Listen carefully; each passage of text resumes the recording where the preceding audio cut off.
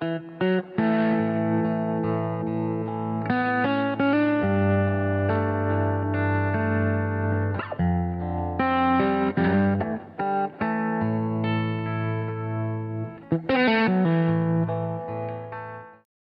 here we go for a new interview on the Guitar Channel. I am with Joe Luttwak from Blackbird Guitars. Joe, how are you doing?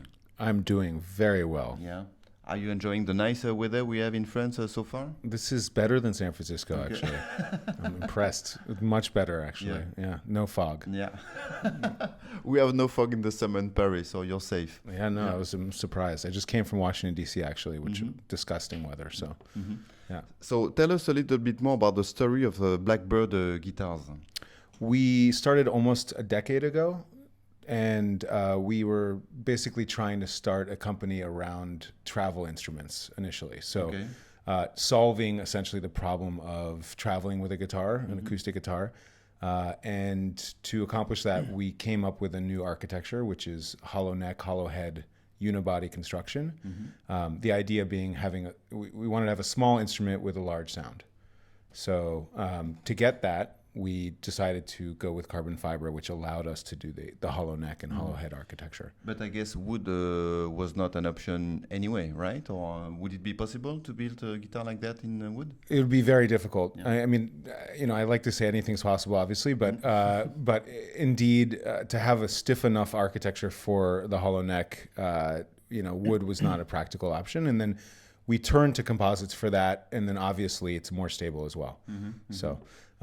So there's the win-win of using carbon fiber or composite materials. It doesn't move. It's stable, of course, changes in temperature, humidity. But indeed, the main idea was, small instrument with a large sound. Very simple idea, very difficult to achieve, actually. It took us several years. So when we hear about carbon fiber, we have to think about the electric guitar from Steinberger, of course, which were electric. So you say that it's possible to build a good acoustic guitar, a good acoustic sounding guitar in a carbon fiber, because we have this idea that carbon fiber is going to be cold and stiff and all those negative words. Well, certainly carbon fiber has a different sonic signature, as we say, than wood. It actually has higher density, so that's a unique kind of difference, and so that attributes the sound. It has a sort of higher frequency transmission. So a lot of what we do is try to make the carbon fiber sound more like wood. But the main thing we can do is remove a lot of the bracing, because a lot of the bracing is to make up in a wooden instrument, acoustic instrument, is to make up for the fact that wood is unidirectional. So it's stiff in one direction and it's very weak in the other direction. And so there's a huge amount of bracing just to overcome that issue. So in fact, old growth spruce is an exceptional material. It's actually impossible to achieve quite that same thing, except that we are stiff in two directions with carbon fiber versus one direction. So the assembly of the top is where we're able to make a lighter top that's more responsive than even wood. So I guess you don't need a barrage at all on your guitars. Bracing? Bracing. Well, we do for tone, because a guitar top wants to have stiffness in various levels. So under the bridge, it should be stiffer. Along the edges, less so. And so bracing allows us to achieve that. And there's a complexity of sound that comes from having bracing and different stiffnesses. And what's the... Do you want to look there, by the way? Any way you want. You can look at me or look at the screen or the lens or whatever. You've done this so many times. There's got to be a better... Yeah. What do people like better? Have you polled anyone? The best way is the way you are comfortable with. So don't worry. This is super comfortable for me. Fine with me. So I wish we could get closer, but... Okay, let's stay at that distance if you want, Joe. Exactly. One step at a time. Okay. Yeah, this is the metrosexual. This is going nowhere. Metrosexual. Okay. Okay, trying to get back to the interview, Joe. Yeah, right. Back on topic. Yeah. What would you say are the sonic signature of carbon guitar compared to wood guitar? So certainly the higher frequencies are present, and in fact you can hear a kind of bell-like quality, we say. I mean, it's like talking about wine, it's all these sort of vague adjectives, but there is a bell-like quality, a chiminess to it on the higher frequency range. And then other than that, people tend to say that it's kind of scooped in the mids. So the smiley face EQ, if anyone does sound production, that's a typical carbon fiber sound. So bass is present, higher frequencies are very present, and then there's kind of a scoop. And I actually think of it that the basses and the trebles are enhanced, and the mids are just scooped because the other two are raised. And they tend to be louder instruments, all things being equal, the carbon fiber instruments. So. And is there some specific styles more best for your guitars, or you can play Blackbird guitar in anything? Well, we've initially, fingerstyle guitar really had a big resurgence when we first launched at the NAMM show in 2007. And carbon fiber tends to work quite well for fingerstyle because of the clarity, there's like note to note separation that's kind of strong, sustained. There's lots of sort of expression that you can do fingerstyle that matches very well with carbon fiber. In more recent years, we've tried to make the sound more universal. So our Lucky 13, which is a kind of a 00 small body, traditional Robert Johnson style guitar, is meant to be not just a fingerstyle guitar, but something that works for, a variety of sounds. But, if I had to say one style, fingerstyle, lead work, stuff where individual notes happen, more than kind of the strumming, tend to be better for carbon fiber. And I guess because it's not wood, it's carbon fiber, it's not going to age with time. Does that mean that the sound is right from the start good and it won't change for years? I think there's a minor change because the 180 pounds or 90 kilograms or so of tension on the bridge does subtle things after a little bit. And so the instrument is alive in that sense, but it's much, much more stable. And so on the long term, you don't have the opening up of the wood, which is essentially the drying of the resins and all that stuff that happens with wood.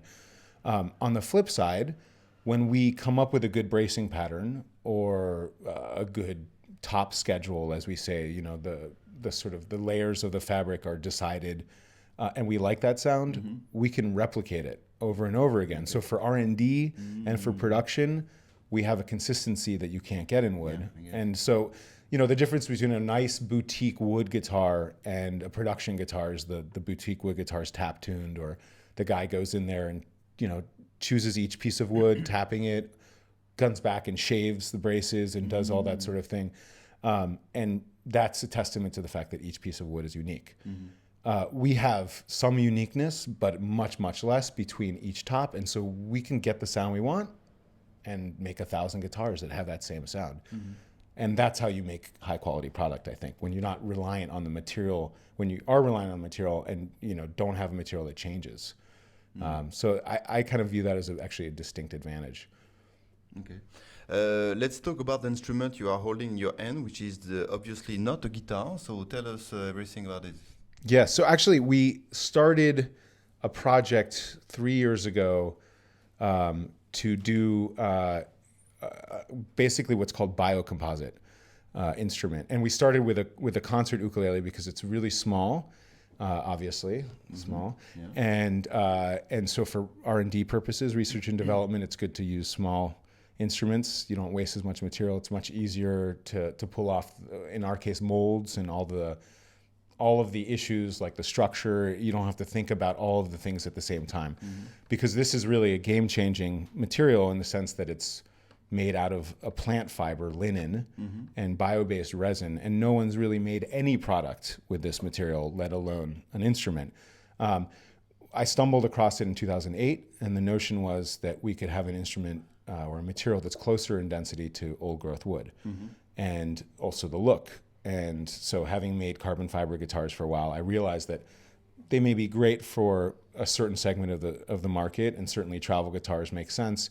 But as you move to more conventional instruments, 90%, I'd say, people just want, they want a 100-year-old Martin. And so in this case, we can give them a 100-year-old Martin. So we started with this 3 years ago, and the idea here is you have the stability and, the humidity stability, the same kind of hollow neck architecture, sound hole here that runs through our guitars, the same idea. but you have the tonal qualities of wood. You don't hear that mid scoop or the chiminess of the high end. You have the low density that absorbs that high end frequency. So kind of indistinguishable from wood.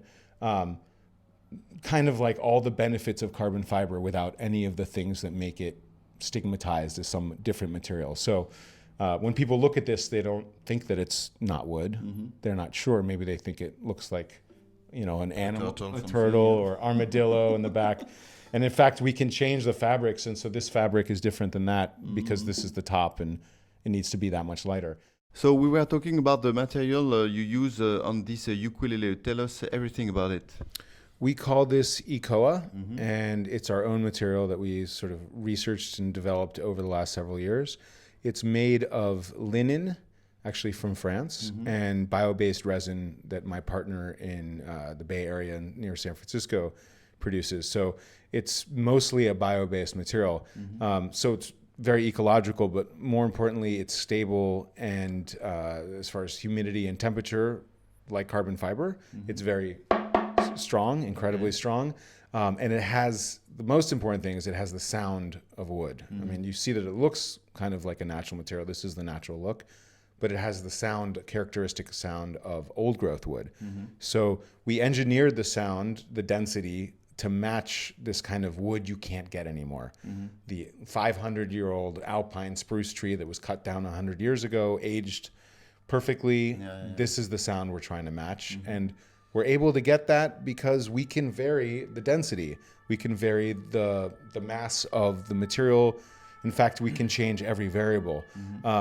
And, I think these days you buy a new acoustic guitar out of wood, you can be sure that the wood is less good than if you bought it 50 years ago. And so that's because the wood is running out, right? There's less and less Sitka spruce. There's less and less of every kind of tone wood. Especially the old one, obviously. Yeah, the old one is, and then even if you can find it, you still have to wait, right? So in this case, we think we've found a kind of small solution to that problem that has really no negatives, but mainly has advantages so that people may adopt it. And you didn't want to build a carbon fiber ukulele? It was not correct regarding the sound, or I don't know? Oh, we do have a carbon fiber ukulele. We have a tenor ukulele made of carbon fiber, and this is a concert. And so by all means, we're going to continue making carbon fiber instruments. People take them to the Himalayas. They do all kinds of crazy things with our travel guitars. Our travel guitars are professional instruments. Professional musicians use them. And in this case, we wanted to offer something different for the 90% of folks that, for whom carbon fiber may be not the look that they're going for. And then this is just a different expression. It's a different paintbrush is how I put it. It's a warmer sound. It's a vintage look. It's a vintage sound. So. And do we have the same kind of stability, or it is slightly less stable than carbon fiber, I guess? Yeah, so it is definitely not submergible. And So be warned. Yeah, so if you want to see a guitar diving in Antarctica, check out ice diving on YouTube with a guitar, and you'll see one of our instruments. And that's what you can use carbon fiber for. This is not submergible, but it is humidity stable, and it's temperature stable.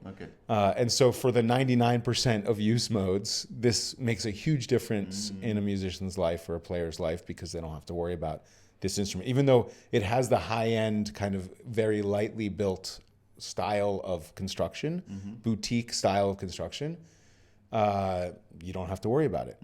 That's where we fit in across the board with our instruments, in fact, is that we build very lightly and you don't have to worry about it. So we build like you would have with your professional grade, boutique, small shop guitar that are super fragile, but you don't have to worry about it. So, and there is no truss rod at all in your instrument, is that correct? That's correct, yeah. So, the stability, in this case, this is very little tension. So we rely on this Rich Light fretboard. This fretboard's made out of a FSC certified, which is a kind of environmental paper and very stable phenolic plastic. And it's kind of an eco material, but it's very hard and very stable. And so that helps kind of support the neck as much as we would need. And this material is very stiff. I mean, you can get a sense of sort of how stiff it is just by tapping on it. Just the tonality tells you that it's stiff. And so we process it at pretty high temperatures, and so you don't have to worry about stability issues at all. In our carbon fiber instruments, steel strings, higher tension, we'll take advantage of the hollow neck to insert a secondary kind of redundant stiffness. Okay. And so typically our necks are a lot stiffer than your guitar necks. In fact, Shai, who's in the room here somewhere, he uses his acoustic guitar and bends his neck. With our guitars, they're so stiff, you can't do that. Yeah, I think that's a good thing. I think stiff necks make better guitars. So no offense, Shai. Okay. So tell us a little bit more where we can find your guitar and what's the price range for, let's say, this ukulele and the other models you have. Absolutely. So we work with 20 or 30 dealers worldwide, and you can find all of the information on our website, www.blackbirdguitar.com. We also have a custom shop, and we build out of our shop in San Francisco. So this is San Francisco made by luthiers. And so we can offer different options and all kinds of cool stuff like that. So check out blackbirdguitar.com. And regarding price range? Oh, right. I've avoided that question. Yeah. That's interesting. I'm in France. We don't talk about that stuff. So in US dollars, this instrument starts at around $1,150, and the guitars start at around $1,600. And, electronics typically adds $200 on top of that. We use a system that we kind of cobbled together from different companies. MySci Rechargeable Preamp with a Fishman under saddle pickup. Very cool system. One minute charge gives you 16 hours of playtime. Nice. There's no battery. It's a super capacitor, so it's very nice, very small, doesn't affect the acoustic tone, and allows us to do funky things like offset sound holes and still get the electronics in there. Okay. Well, thank you very much, Joe. It was very nice to be able to talk to you. So we have all the inside information about your instrument. So thanks a lot. Thank you. I really appreciate it. Bye-bye. Bye.